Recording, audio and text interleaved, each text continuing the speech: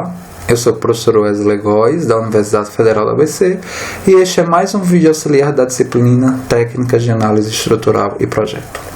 O objetivo do vídeo é apresentar uma aplicação do princípio dos trabalhos virtuais no viés de princípio das forças virtuais e método da carga unitária para análise de estruturas hiperestáticas. Na verdade, a gente começou a fazer esse exercício na aula passada, e o exercício ele consta na determinação de distribuição de esforços internos em uma caverna de pressão ilustrada na figura. Em sala de aula a gente fez uma discussão do porquê da gente apresentar esse método energético, de porquê da gente desenvolver esse exercício. Esse exercício ele tenta simular o comportamento das cavernas de pressão, que são elementos de reforços das fuselagens, tá?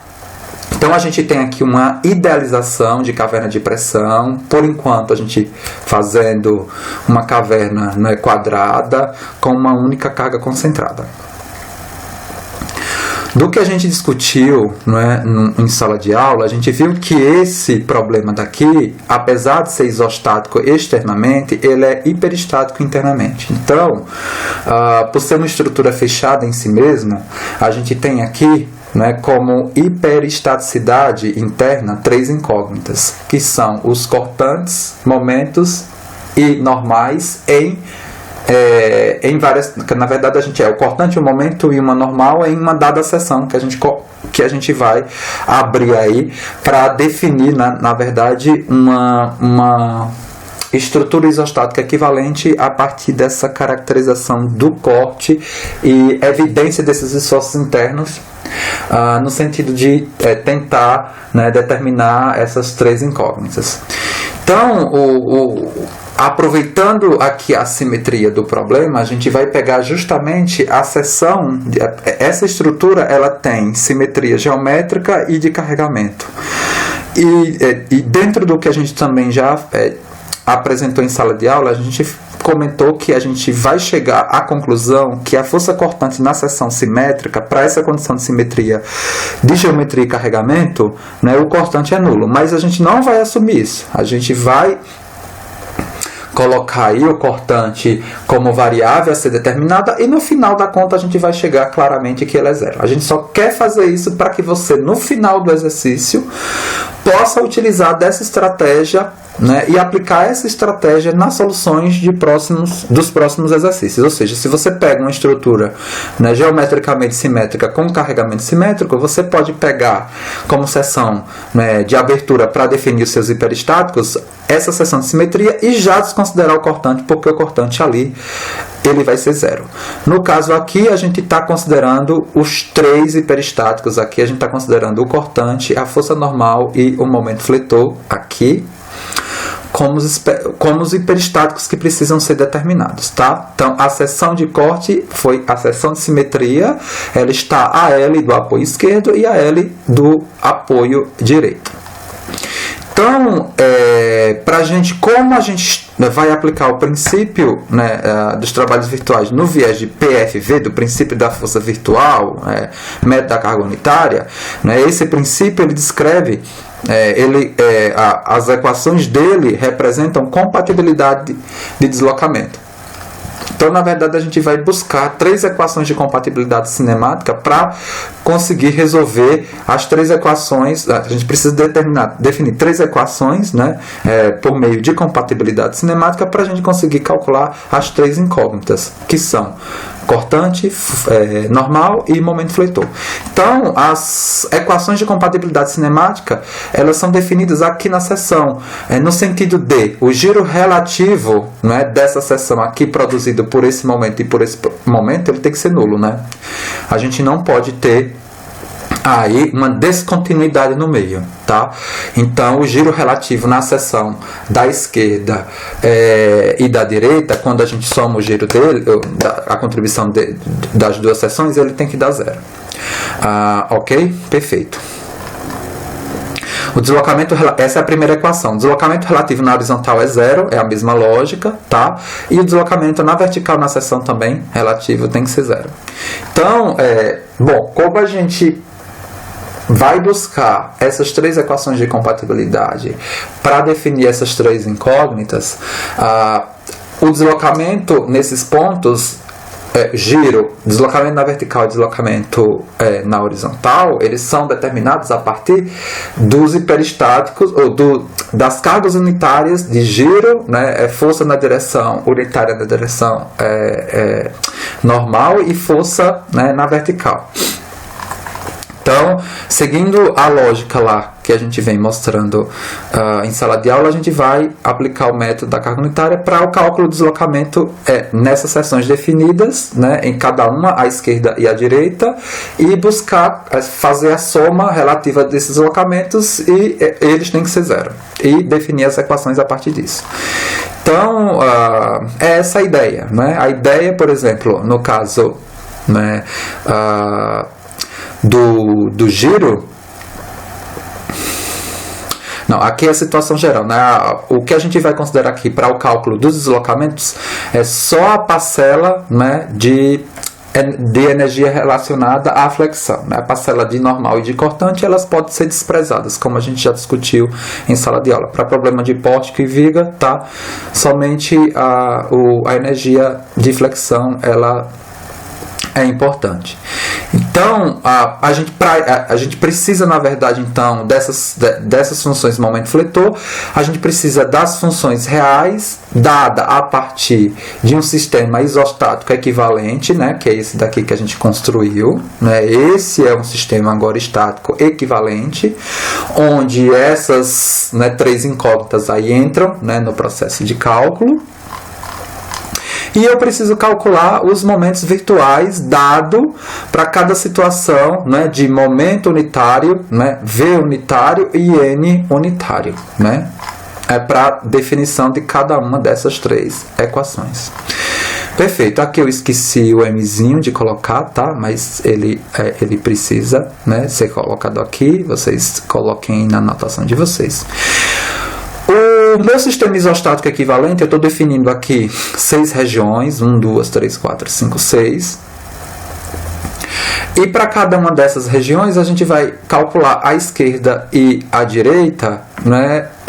Para cada uma dessas regiões aqui, a gente vai calcular o momento, na verdade, real, tá? Na verdade, a gente vai utilizar somente as regiões 1, 2 e 3. As regiões 4, 5, 6 têm resultados similares, a menos de algumas particularidades que a gente vai discutindo aqui. Então, o cálculo do momento real, por exemplo, no trecho 1 e 4, né? O trecho 1 e 4, né, as equações, na verdade, aqui, associadas ao esforço MN, elas são iguais para o trecho 1 e 4. E ela vai ser antissimétrica no sentido do V, né? Se nesse trecho aqui a parcela de V que me contribui para o momento real aqui for positiva, aqui vai ser negativa. Vale para os outros trechos também. Então, o que a gente faz aqui agora é justamente calcular as funções momento fletor para cada um desses trechos. Veja que eu coloquei sistemas locais aqui de coordenadas que tem que respeitar o processo de simetria do nosso problema, porque a gente vai, na verdade, depois caracterizar essas funções em integrais que vão ser estabelecidas num sistema de coordenada que tem que ter coerência. Tá? Então, tudo está amarradinho aqui no processo de simetria. Então, para o trecho 1 e 4, eu estou pegando o trecho 1 aqui como exemplo, a gente passa uma única seção, né? Somente uma única seção é necessária para caracterizar essa função MR, né? Entre 0 e L, tá? Por isso que ela só vale aqui de 0 a L. Eu passei uma seção aqui e, na verdade, escolhi a trabalhar com o lado esquerdo da seção. Nada me impediria de trabalhar com o lado direito da seção, mas é mais fácil aqui trabalhar com o lado esquerdo da seção para calcular esse momento aqui real x. A gente colocou o dimensionamento aqui, agora é só processar o somatório dos momentos na seção igual a 0 e encontrar essa expressão aqui para o trecho 1. Como destacado, para o trecho 2, as parcelas que tem cortante, se você fizer, para o trecho 2 não, para o trecho 4, se você vier aqui, por exemplo, passar uma seção de corte e pegar o lado direito, né, espelhado aqui, você vai ver que as parcelas que tem cortante, elas, né, têm sinal contrário, tá? Façam em casa e verifiquem isso. Eu acho que na aula passada eu comentei que elas eram iguais, mas elas não são iguais, na verdade, né? Elas têm essa parcela aqui do cortante, né, com sinal contrário. Trecho 2 e 5, tá? Eu peguei agora, né, esse trecho, mas eu destaquei somente o trecho 2, eu passei uma seção de corte aqui e peguei o lado de cima da seção, destacado aqui embaixo, tá? Coloquei aqui o sistema de coordenada, tá? Os meus esforços aqui nos sentidos que eu defini, tá? Defini aqui o dimensionamento, apliquei o momento na seção. De novo, o trecho 2, o trecho 3, somente com o sinal do cortante contrário. Faça essa outra seção para você enxergar essa condição do sinal diferente. Eu não fiz totalmente todas as contas, porque senão o vídeo ia ficar muito grande. Eu sei que vídeo muito grande desanima aí vocês, né, para assistir, né, inteiro, tá? E finalmente o trecho 3 e 6 a gente passa também uma única seção. É muito mais simples aqui pegar, né, o lado direito da seção, e aqui eu tenho o equilíbrio de momento em torno da seção 0. Para o trecho 3 eu tenho essa função, para o trecho 6 eu tenho praticamente a mesma função, só trocando aqui tá errado, eu tenho que colocar um menos x aqui, tá? Tem um errinho aqui, tá? Ele tem que se anular, você pode corrigir isso daqui, tudo bem? Perfeito, só vou conferir aqui, mas é isso, né? Então, isso mesmo, né? No trecho 3, aqui ó, é menos, né, Vx.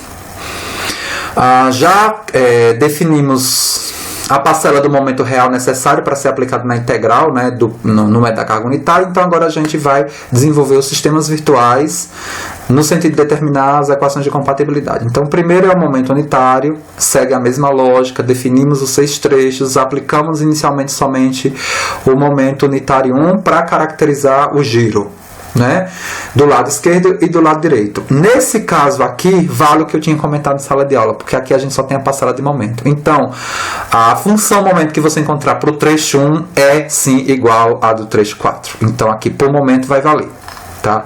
Então, a gente faz algo similar ao anterior, só que ao invés de a gente definir, né, o carregamento externo mais com os hiperestáticos, né? Veja que no sistema original a gente tem os hiperestáticos, que são N, V e M, a carga externa e as reações, que são também cargas externas reativas.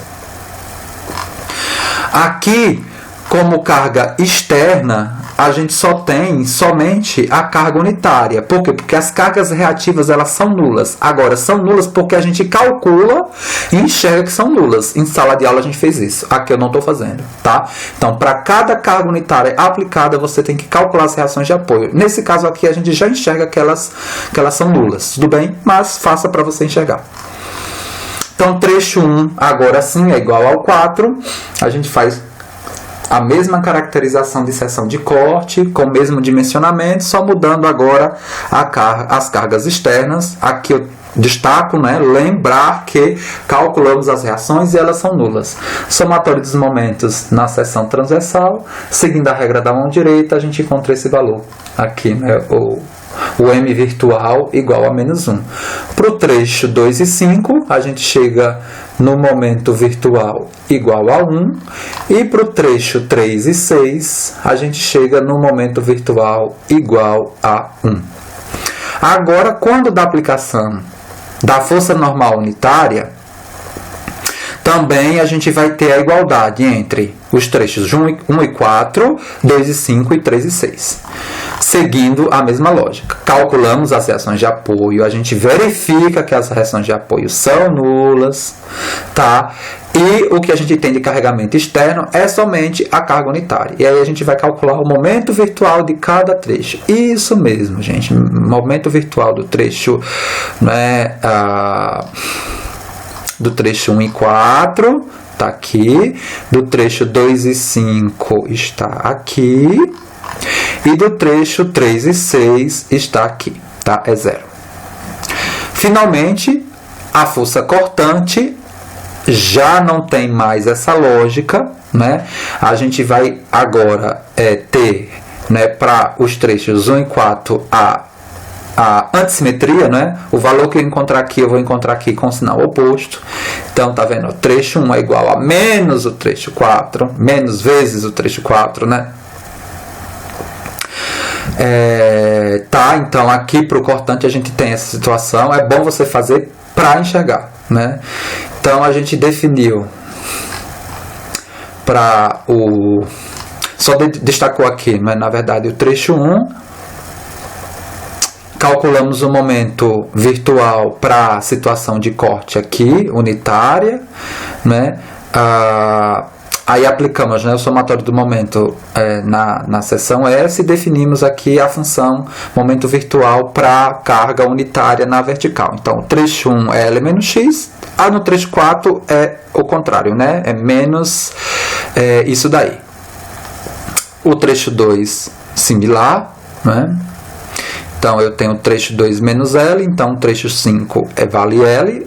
Basta você fazer que você vai chegar nessa conta, recomendo, né, fortemente que você faça isso. E no trecho 3, a gente tem o momento menos L mais X e no trecho 6, L menos X.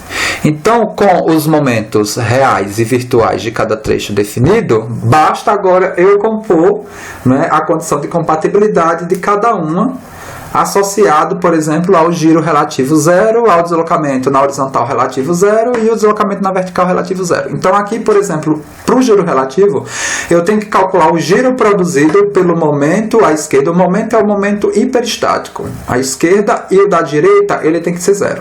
Então, como é que eu calculo o giro, né, do momento à esquerda? Real, né? É justamente o momento unitário que eu dei nele, né? O valor que eu quero descobrir agora, que tem que ser igual àquela integral lá, que é a integral caracterizada, né? Momento virtual, momento real sobre a rigidez da estrutura, tá? Então aqui é o momento virtual no trecho 1, momento real no trecho 1, né? Aqui o momento virtual no trecho 2, momento real no trecho 2, momento virtual no trecho 3, momento real no trecho 3. E aqui vai o giro relativo, né, pelo momento à direita. Aí a gente pega, né, o momento virtual no trecho 4, momento real no trecho 4, e aí vai, né, trecho 5 e trecho 6. Tudo bem? E agora eu aplico a condição de compatibilidade, coloco todas essas integrais e chego, né, nessa expressão aqui, né, a primeira equação de compatibilidade envolvendo aí dois hiperestáticos, o momento e a força normal. Veja que o cortante, né, quando você fizer as contas aqui, o cortante ele vai desaparecer, né? Já dando indício aí que na verdade ele vai ser nulo na seção. Né, eu vou ter, na verdade, duas equações em função somente de M e N, que vai ser a primeira dessa equação de compatibilidade e a segunda da próxima, e a terceira equação de compatibilidade, que é a de corte, vai me dar, na verdade, V igual a 0. Tá? Então, aqui eu tenho a primeira equação com duas incógnitas, dois hiperestáticos. A segunda equação de compatibilidade é o deslocamento relativo na horizontal. Então, é a mesma lógica. A gente vai pegar tudo aquilo que a gente calculou, né, momento real e momento virtual, agora para o hiperestático, que foi 1 na direção horizontal. A esquerda e a direita. Né? A esquerda e a direita. Vocês conferem as contas bonitinho aí depois, tá? Porque eu vou deixar o caderno no site da disciplina, né, que é esse... Né, o caderno que eu desenvolvi, bonitinho, para que vocês possam acompanhar o vídeo com o caderno. E aí eu aplico a equação de compatibilidade, que é justamente calculando a soma dessas duas integrais.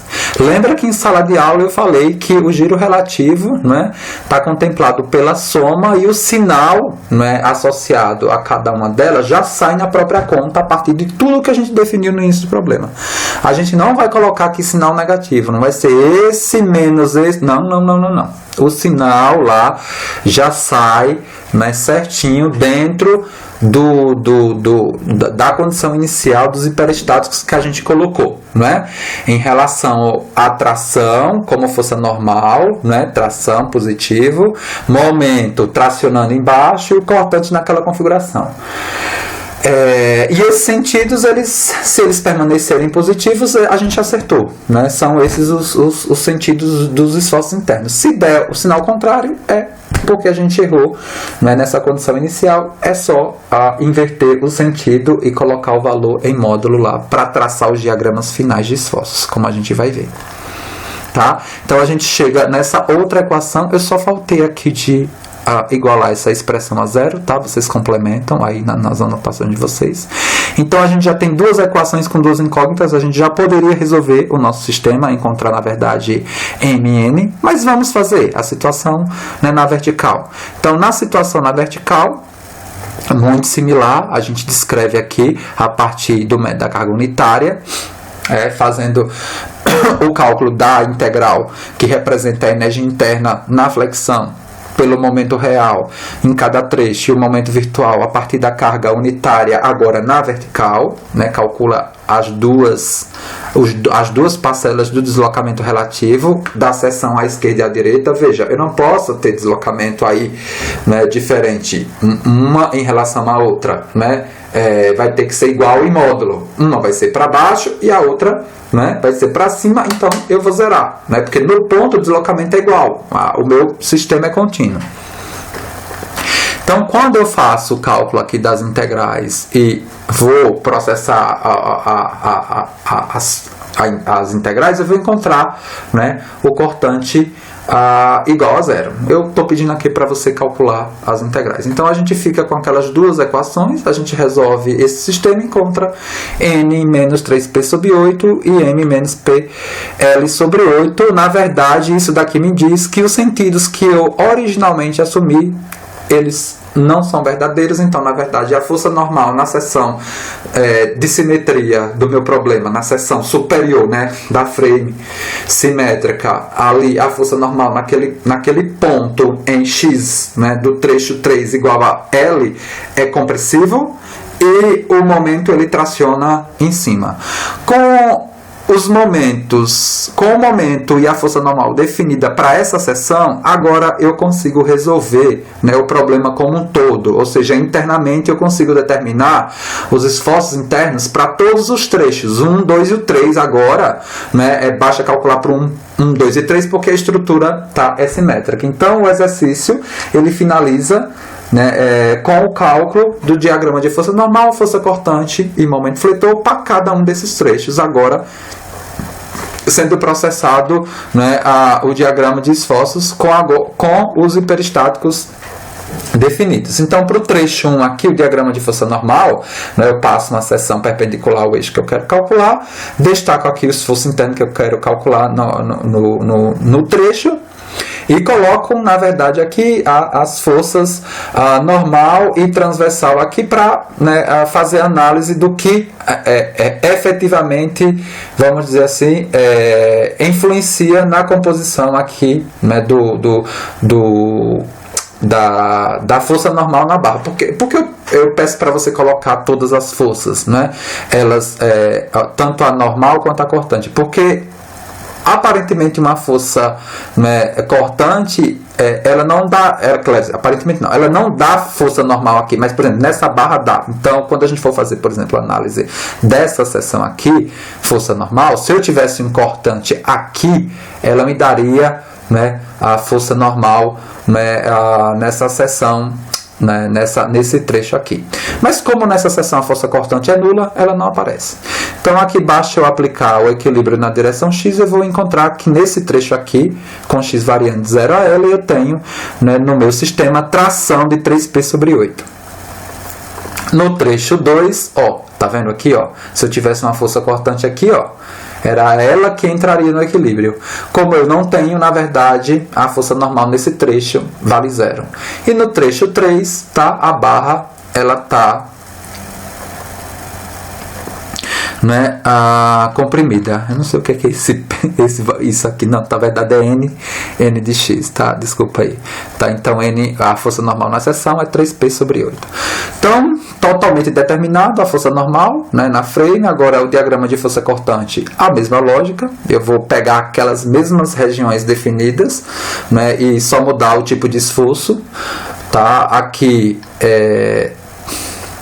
né, a trecho 1, né? Aqui eu não coloquei, né, nesse diagrama de força normal, eu não coloquei aqui a reação de apoio, né, que teria que entrar, né, mas como ela não me contribui para nada aqui normal, então ela, tá, não entra. Veja que nesse elemento daqui eu coloquei, tá, porque aqui na verdade é cortante, né? E nesse trecho aqui, agora eu vou ter a contribuição desse 2P. Então, calculando aqui o equilíbrio na direção Y, né? Eu defino aqui o cortante nessa região como 2P. Nesse outro trecho daqui, o cortante, ele vale 3P sobre 8, tá vendo? Ó, é uma força normal a essa barra, mas que nessa daqui ele me dá uma tendência de corte de 3P sobre 8. Então, muito cuidado, tá? Porque não é porque ele é um esforço normal, ele não me dá tendência de corte em outra barra. Se a barra é transversal a essa, me dá. Então, tem que ter muito cuidado. E, finalmente, no trecho 3... eu não tenho tendência de corte alguma. Basta você fazer a seção e analisar. E finalmente o diagrama de momento fletor para cada um dos trechos, né? Então a gente coloca aqui o momento fletor hiperestático, a força normal hiperestática e a força reativa, porque possivelmente todas elas me dão tendência de giro na seção transversal. Eu dimensionalizei aqui tudo bonitinho e apliquei somatório dos momentos na seção e encontrei a função momento fletor. Trecho 1, trecho 2, cálculo da função momento e trecho 3, cálculo da função momento fletor.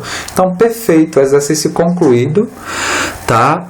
Espero que vocês aproveitem bastante esse vídeo, né, para se aprofundar com o princípio dos trabalhos virtuais, escrito no viés de forças virtuais e no sentido da aplicação do método da carga unitária.